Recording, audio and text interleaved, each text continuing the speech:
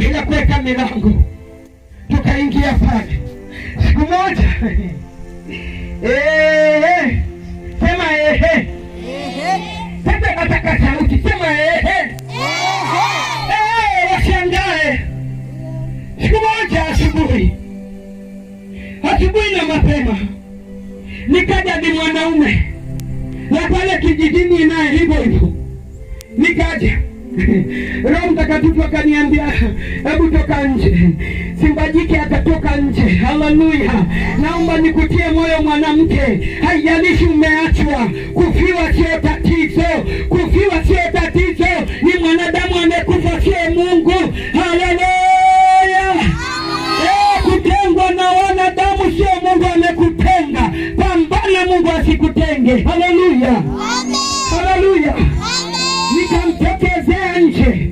Yaani nilipokutana naye namna hii nje kwangu, sikumpa nafasi ya kunisalimia. Nikamwambia hebu nikuulize swali, umetumwa na wajinga wenzako? Wajinga wenzako ndio wamekutuma? Hiyo ndio salamu yangu, kwa sababu nimejua amefuata nini. Amekuja kuangalia ngoma waliocheza kama imeitika. Halafu simba jike nikatoka ndani. Nikamwambia niambie, umetumwa na wajinga wenzako? Kama mnaweza kumloga huyu Mungu, angalia huku juu, angalia juu. Akaangalia juu. Nikamwambia kuna nguzo.